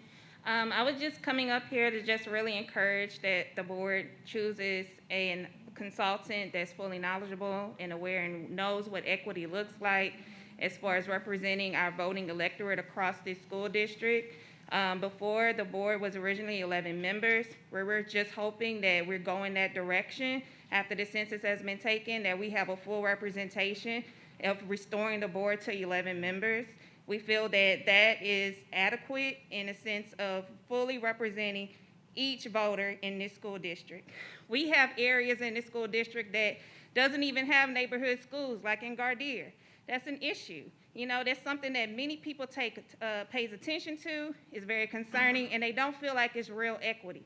Some people's choice is an adequate, direct-run, traditional public school in their neighborhood that's fully adequate to educate our children and imposes quality at the end of the day. So we're just hoping that we can restore the board. Thank you.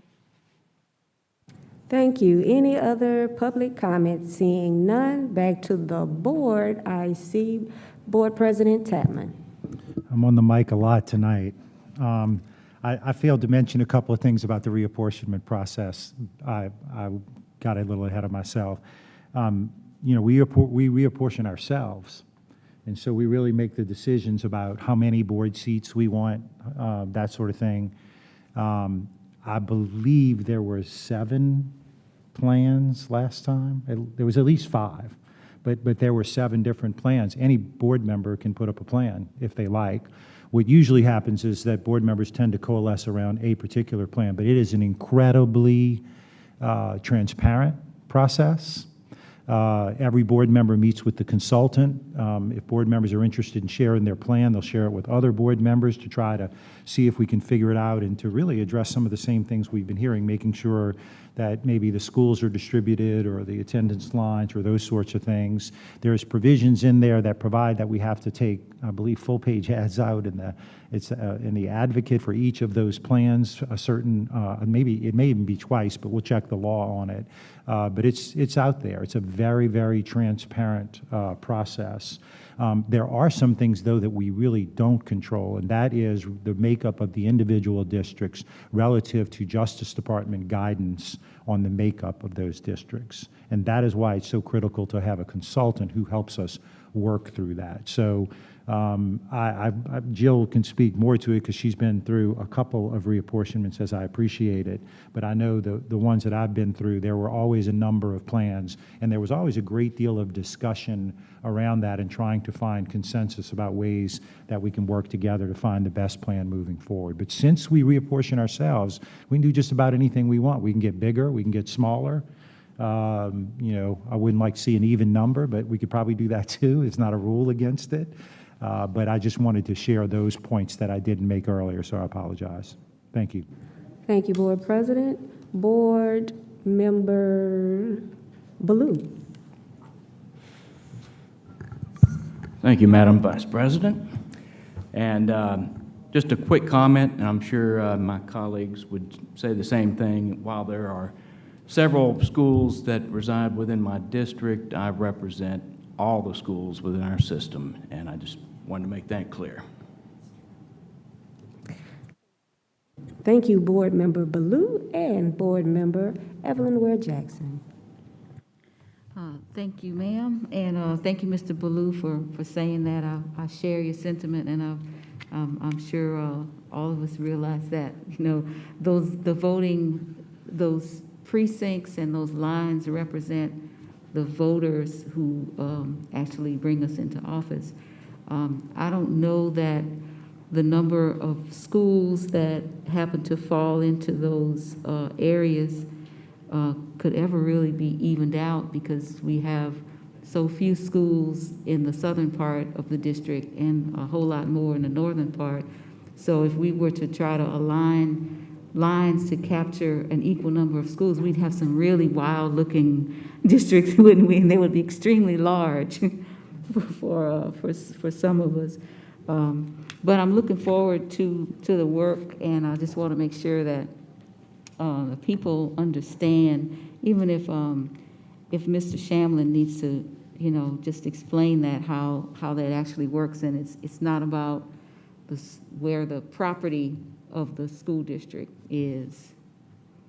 Would you mind touching that, please? Yeah, I'm not sure if I actually understand the question, but I will say that that's okay, and I didn't mean that way, Ms. Ware Jackson. You know you did. No? But I do owe you one for all the times you asked me about policy. Yeah. Just to clarify a couple of things, I'm sitting here reading some of the facts, and I've been studying up on the reapportionment process last week because I knew this was coming up, just trying to get some general information. Reapportionment may also include redistricting. They're two different things. Reapportionment is the number of members that sits on the board. The minimum number can be 5, the maximum 15, okay? But you can also, in this process, redistrict. And so where the consultant comes in my understanding, I wasn't general counsel when this was last done, so this is all still new to me, but my understanding is that your consultant can do a number of things for you. They can conduct demographic studies, they can use other demographic studies, they can look at numbers, including, but not necessarily exclusive of the census, and they can then make recommendations to the board about what a plan should look like. My understanding last time is you said there were a number of plans. Someone on the board will have to be brave enough to propose a plan to be adopted by members of the board. That can be harrowing from what I understand, and it was in the past, but it is a process that the board completely undertakes. You have complete control of it. Whatever plan you adopt has to align with the state law and policy, otherwise it's not considered valid. And that's where I come in, and that's where anyone else we secure from a legal standpoint will come in, make sure that the plan actually lines up with the law.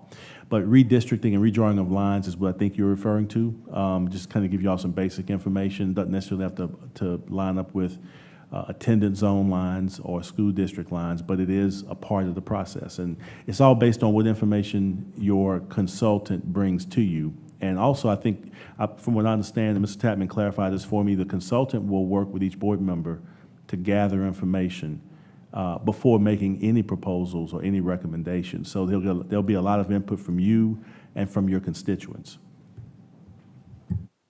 So then my question is, since you mentioned the difference between reapportionment and redistricting, I'm wondering if we have, is this the correct term that we're using?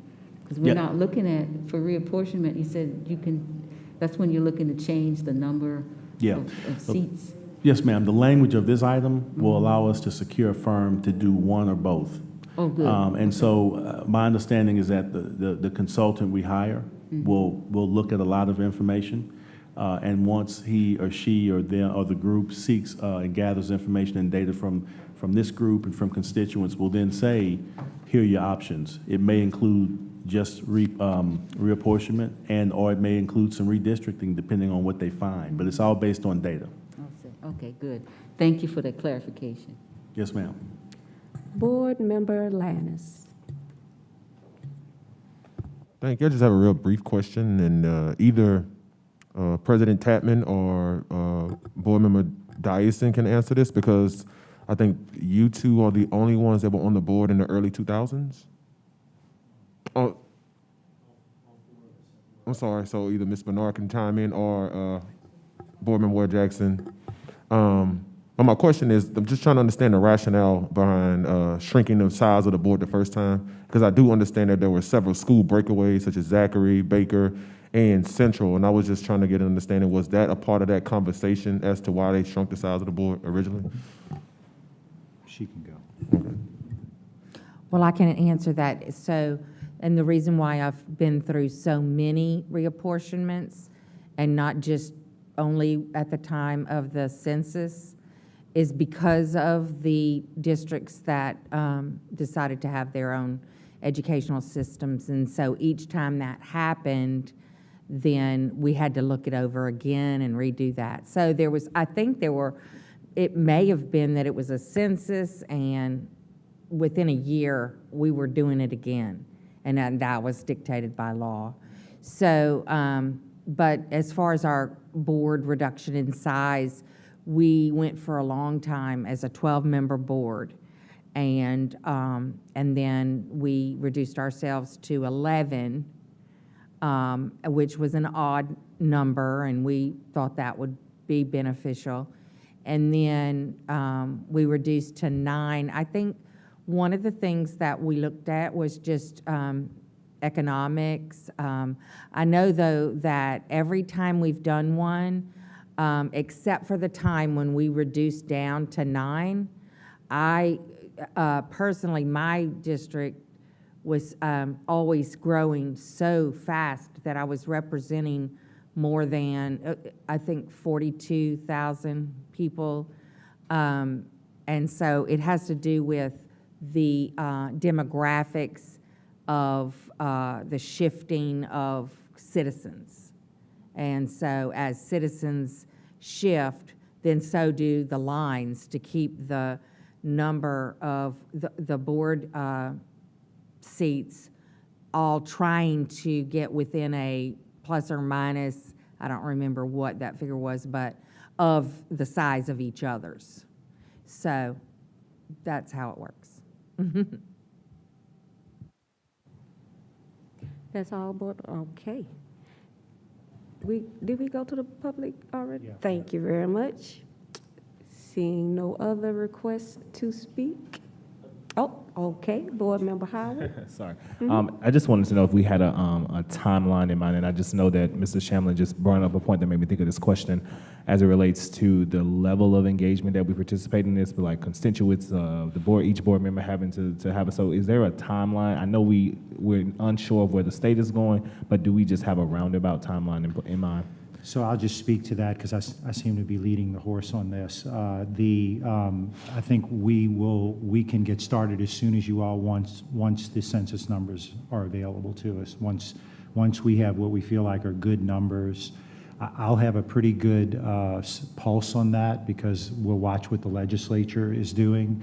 And if we pass this, we'll have our consultant already in place, so we won't have to worry about that.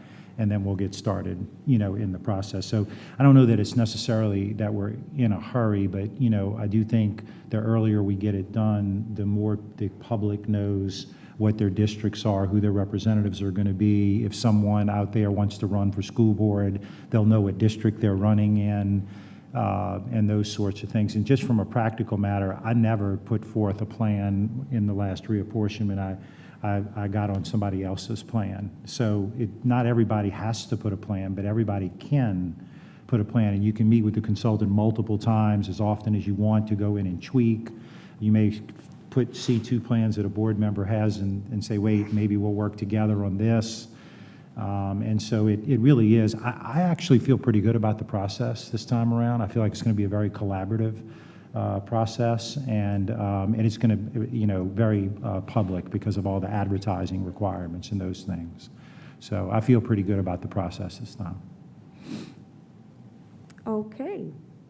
Any other board comments? Seeing none. Madam Secretary, please call the vote. Please vote.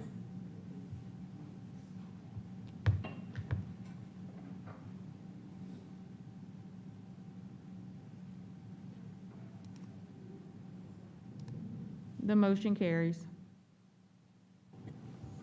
Thank you. Moving forward to item D5, litigation. Recommended action is consideration of a request for the approval of the recommendation from Gwen Shamlin, General Counsel of the East Baton Rouge Parish School Board in the matter of Belfour USA Group doing business as Belfour Property Restoration versus Democracy Prep Louisiana Charter School et al. Civil action number 2096, United States District Court for the Middle District of Louisiana, and to provide for related matters. Can I get a motion? First by Board President Tapman and seconded by Board Member Lannis. Any board comment? Seeing none. Any public comment?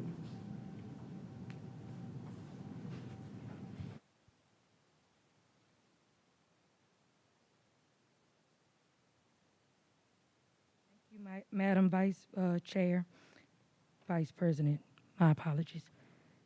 In regards to litigation, it would be extremely nice if our school system can actually publish to the public in a manner for transparency how much money we're actually having to pay, because we don't reflect that in our budget. And our budget normally shows us every deficit and increase that we have, but it never reflects how much we spend on outside attorneys. We got that from Baton Rouge Business Report. It never reflects how much we have to pay to settle lawsuits. We get that from Baton Rouge Business Report. And some of that information we actually get from the advocate. Thank you, Mr. Charles. It would be great in the idea of transparency if we create a real team for litigation. We have General Counsel, Mr. Shamlin, who attends our meetings faithfully, but he's our only counsel for the school system, and we always end up having to hire outside attorneys. Why not utilize our general counsel and give him more attorneys to work directly up under him in his office, so that way we won't spend the more than $20 million on outside litigation. We also have special counsel Wayne Stewart from Hammond, Seals, and Geis. How much we pay him? That's not reflected in our budget. We keep thinking about how we're going to operate a system, but yet we don't actually look at the money in which we've outsourced. So what I ask is, we can prevent litigation if we create a real, true a compliance program, complaint program, so that our parents and our staff can really and truly complain. If we have a real resolution department that's set aside from ESS, instead of having one person do that job, then we can actually prevent ourselves from constantly being sued. If we create an American Disabilities Act department, we could actually have all our buildings in ADA compliance, and guess what? No litigation, and we can actually get more people in here. That's the things that we actually need to have, and unfortunately, nobody seems to like to listen to me, and I'm one of your biggest persons that sue you.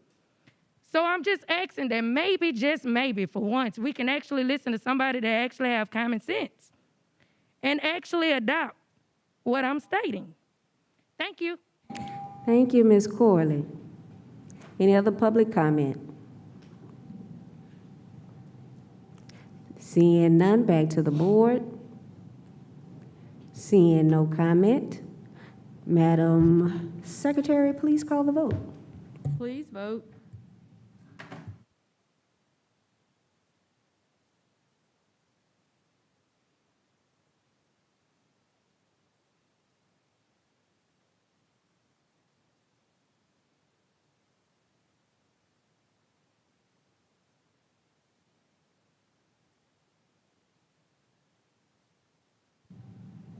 Vice President Collins, we need to do a roll call. District 1, Mr. Blue? Oh, wait, never mind.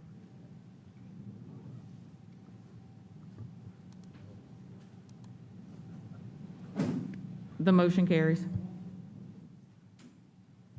Thank you. We now move to Section E, Item 1, Announcement of Meetings. Who has it this time? Me? Okay, all right. I don't know why I thought somebody else was supposed to read. Okay, announcement of meetings. Regular board meeting to be held on February 18th at 5 p.m. at the Professional Development Center. Committee of the Whole meeting to be held on March 4th at 5 p.m. at the Professional Development Center. That being said, can I get a move for adjournment by Board Member Connie Bernard? And we are adjourned.